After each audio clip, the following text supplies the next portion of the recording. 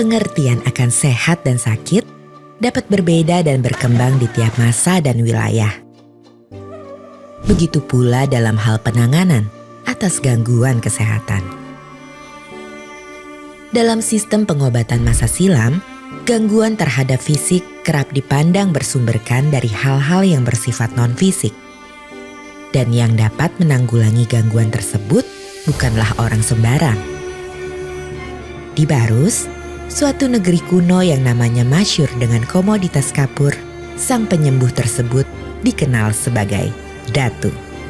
Kalau di Barus itu, Datu adalah orang yang dipercayai untuk mengobati, memberikan konsep tentang bagaimana yang disebut sehat, bagaimana mengupayakan, bagaimana disebut sakit, apa penyebabnya, kemudian apa pengobatannya.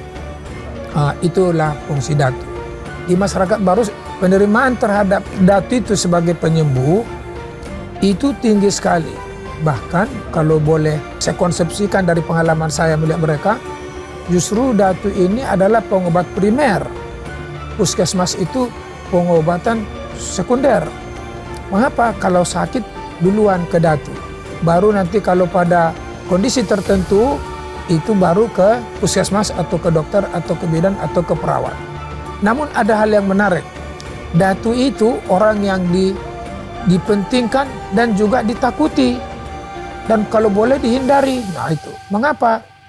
Karena pengetahuan masyarakat, Datu itu memiliki ilmu white magic dan black magic. Yaitu pengobatan untuk kebaikan kesehatan dan mengatasi penyakit. Tapi juga memiliki ilmu black magic.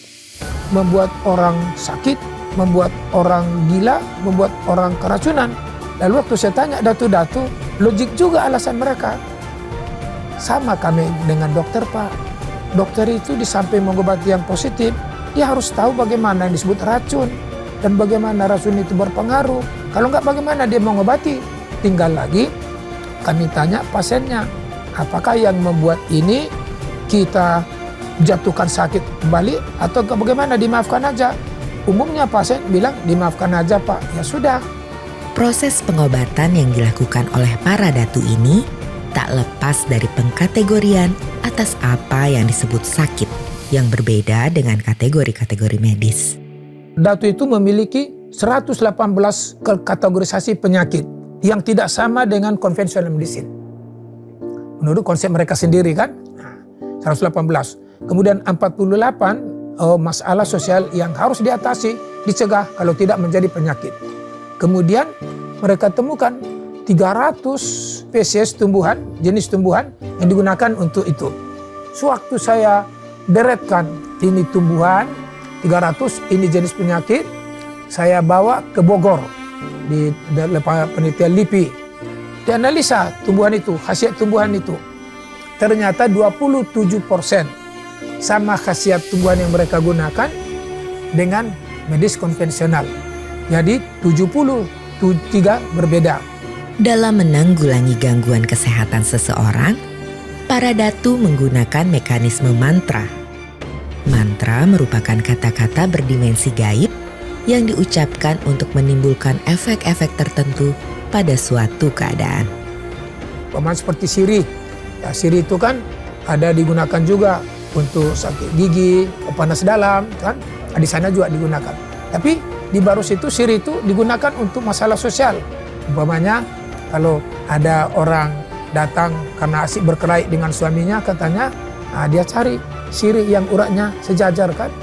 Dia manterai, dia baca Sabtabas Tonggo, dia minum airnya dengan harapan kedua mereka ini nanti jadi rukun lagi seperti sirih ini. Tabas itu ialah memuja.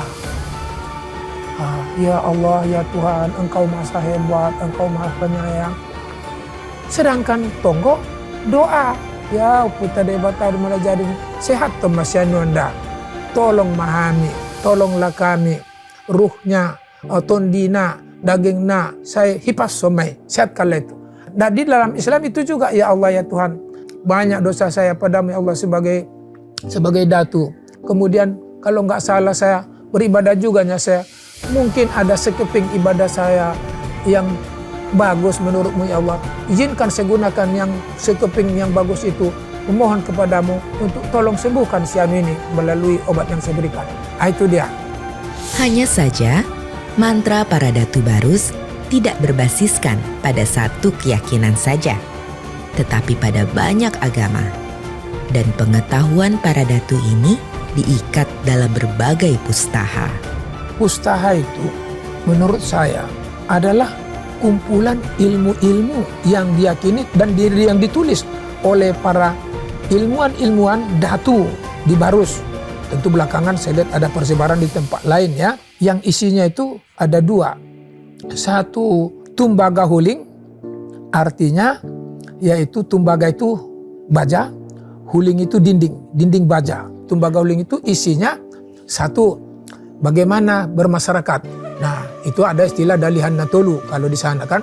Kalau di pesisirnya ada yang namanya nanak ninik mama kan. Itu namanya kemasyarakatan kan, pertondongan kan. Nah, yang kedua, peperangan. Kalau kita memiliki tentara yang kuat, persenjataan yang bagus, kita nyaman dari intervensi tempat-tempat lain, masyarakat yang lain. Nah, yang ketiga, harajaon, pemerintahan. Rajanya mesti yang adil, mesti yang jujur, mengayomi masyarakatnya gitu ya. Itu 3 ini, kalau ini sempurna, itu namanya tumbaga huling. Yaitu kita itu seperti berada di dinding baja. Tapi ada satu lagi namanya Surah Agong. Surah itu pemikiran, Agong itu gelap. Perkiraan sesuatu dalam masa gelap. Nah, Surah Agong itu bagaimana sesuatu yang gelap tidak ketahui. Kedukulah kita pergi. Kapan kita mau menikahkan anak, kapan kita pesta, kapan turun ke sawah, kapan turun ke laut, kapan bertukang rumah gitu ya, dan sebagainya. Kemudian kalau catatan datu, ada yang dari pustaha saja, ada yang dari kitab suci Yahudi. Apa itu? Seperti konsep Ben Somerlah, Birhamin, Yasah, Yasih, Yaswah. Jadi ada yang dari Yahudi, itu satu. Yang kedua, ada yang katakan dimulai dengan Hong, diakhiri dengan Hah. Itu nama lengkapnya Kuan Kong, dibaca memang Hong aja. Dewa yang menentukan orang dari api, dari batas nirwana ke api. Itu dinasti kedua di Tiongkok. Kemudian kata Hah melepaskan energi negatif, memasukkan energi positif. Nah, kemudian yang dari spell semangat, yaitu dimulai dengan puta debata mula jadi nabolon. Puta tondong ni daupung sudui. Nah, urupi hami mengobati tondi dohot daging nisanu. Ikuti kami, izinkan kami mengobati roh roh semangat dari dan badan sianu. Itu dari sepuluh semangat. Dari agama Islam, yaitu mulai dengan ta'awud, ujubillah minasyaitonirrajim, bismillahirrahmanirrahim. Ada yang mulai Fatihah, yaitu Ummul Quran, kemudian surat Al-Ikhlas, surat An-Nas, surat Al-Falaq, dan kadang-kadang dibaca juga surat Al-Baqarah yang lain, diakhiri dengan La ilaha illallah. Nah, inilah dia yang dari Muslim. Jadi inilah kumpulan dibaca oleh datu-datu. Akan tetapi, adanya unsur Yahudi dalam pustaha mendapat peninjauan yang berbeda. Saya sudah membaca lebih dari 100 pustaha dan saya belum pernah menemukan unsur Nasrani apapun, apalagi Yahudi. Yang ada pengaruh Islam itu jelas.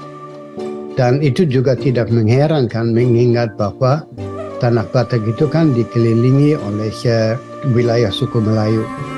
Kalau agama asli orang Batak itu banyak sekali unsur Hindu dan Buddha. Jadi pada hakikatnya kalau kita bandingkan agama asli orang Batak dengan agama Hindu Bali, itu sebenarnya tidak terlalu berbeda. Selain mantra, yang umumnya menjadi andalan para datu adalah air kapur. Sedemikian signifikan posisi kapur hingga ia disebutkan dalam kitab suci Al-Quran sebagai minuman ahli surga bagi orang-orang yang berbuat kebajikan. Dulu komunitas ini begitu dicari oleh para tabib di Timur Tengah untuk berbagai macam pengobatan ya. yang kita tahu dulu digunakan untuk katakan kecantikannya salah satu Cleopatra ya, untuk kosmetiknya dan beberapa. Jadi kapur ini dicampur dengan berbagai minyak asiri atau rempah-rempah tropis lain seperti kemenyan misalnya. Ada juga dengan kulit manis, itu bisa juga digunakan untuk bagaimana muka kita lebih glowing, lebih awet muda seperti itu. Dari kajian kami terbaru itu, beberapa kandungan yang terkandung dalam minyak kapur itu bisa digunakan untuk ini relaksasi, bagaimana kita lebih fokus misalnya, dan lebih hebat lagi ada senyawa di situ yang bisa kita gunakan untuk mengencarkan pembekuan darah di otak. Nah sekarang dengan formulasi yang lebih modern, kita mencoba menciptakan produk-produk yang katakan menjadi semacam signature perfume seperti itu. Jadi kita formulasi sesuai, ada base note-nya, ada top note-nya, sehingga perfume mahal katakan yang sampai harga miliaran rupiah itu kita bisa tiru. Dengan cara seperti itu mudah-mudahan nilai sumber daya kapur ini jauh lebih tinggi dan kalau hanya dibandingkan dengan digunakan untuk oles seperti itu. Persenyawaan kapur dengan sistem kesehatan yang dibangun para Datu Barus sudah berlangsung berabad-abad. Namun, kemudian hari ia harus berhadapan dengan industri kesehatan modern, juga harus menghadapi kenyataan bahwa kapur barus tidak lagi mudah untuk diperoleh.